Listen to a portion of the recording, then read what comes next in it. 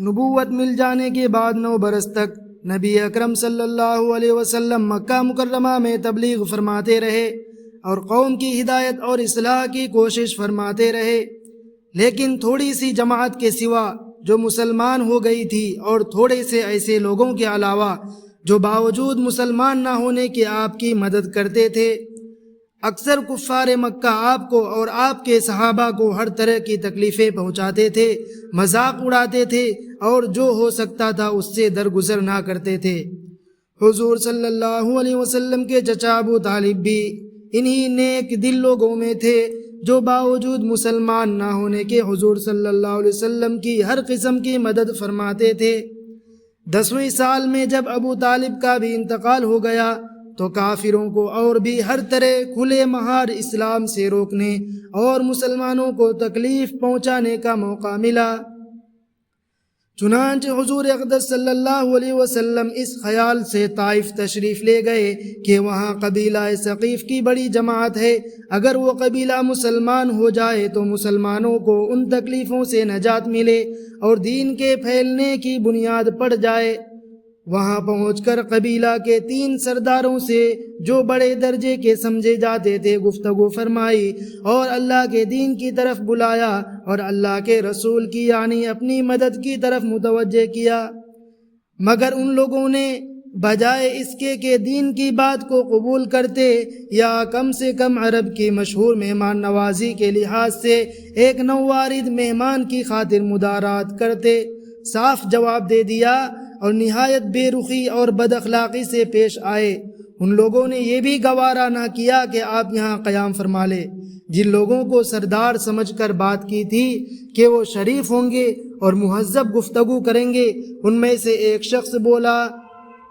کہ اوہو، آپ ہی اللہ کے نبی نے بنا کر بھیجا ہے۔ دوسرا بولا کہ اللہ کو تمہارے سوا کوئی اور ملتا ہی نہیں تھا جس کو رسول بنا کر بھیجتے۔ تیسرے نے کہا میں تجھ سے بات ہی نہیں کرنا چاہتا، اس لیے کہ اگر تو واقعی نبی ہے جیسا کہ دعویٰ ہے تو تیری بات سے انکار کر دینا مصیبت سے خالی نہیں، اور اگر جھوٹ ہے تو میں ایسے شخص سے بات کرنا نہیں چاہتا۔ اس کے بعد ان لوگوں سے نا امید ہو کر حضور صلی اللہ علیہ وسلم نے اور لوگوں سے بات کرنے کا ارادہ فرمایا۔ آپ تو ہمت اور استقلال کے پہاڑ تھے، مگر کسی نے بھی قبول نہ کیا، بلکہ بجائے قبول کرنے کے حضور صلی اللہ علیہ وسلم سے کہا کہ ہمارے شہر سے فوراً نکل جاؤ اور جہاں تمہاری چاہت کی جگہ ہو وہاں چلے جاؤ۔ حضور صلی اللہ علیہ وسلم جب ان سے بالکل مایوس ہو کر واپس ہونے لگے تو ان لوگوں نے شہر کے لڑکوں کو پیچھے لگا دیا کہ آپ کا مذاق اڑائیں، تالیاں پیٹیں، پتھر ماریں، حتیٰ کہ آپ صلی اللہ علیہ وسلم کے دونوں جوتے خون کے جاری ہونے سے رنگین ہو گئے۔ مالک الملک کی شان قہاری کو اس پر جوش آنا ہی تھا کہ حضرت جبرائیل علیہ السلام نے آ کر سلام کیا اور عرض کیا کہ اللہ تعالیٰ نے آپ کی قوم کی وہ گفتگو جو آپ سے ہوئی سنی اور ان کے جوابات بھی سنے،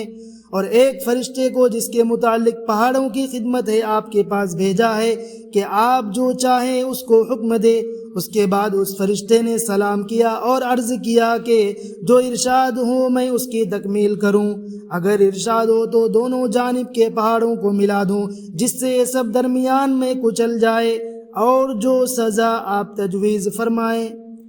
حضور صلی اللہ علیہ وسلم کی رحیم کریم ذات نے جواب دیا کہ میں اللہ سے اس کی امید رکھتا ہوں کہ اگر یہ مسلمان نہیں ہوئے تو ان کی اولاد میں سے ایسے لوگ پیدا ہوں جو اللہ کی پرستش کریں اور اس کی عبادت کریں۔ یہ ہے اخلاق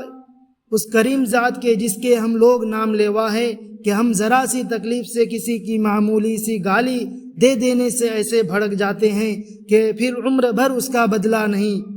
اترتا، ظلم پر ظلم اس پر کرتے رہتے ہیں اور دعویٰ کرتے ہیں کہ اپنے محمدی ہونے کا، نبی کے پیرو بننے کا۔ نبی کریم صلی اللہ علیہ وسلم اتنی سخت تکلیف اور مشقت اٹھانے کے باوجود نہ بد دعا فرماتے ہیں نہ کوئی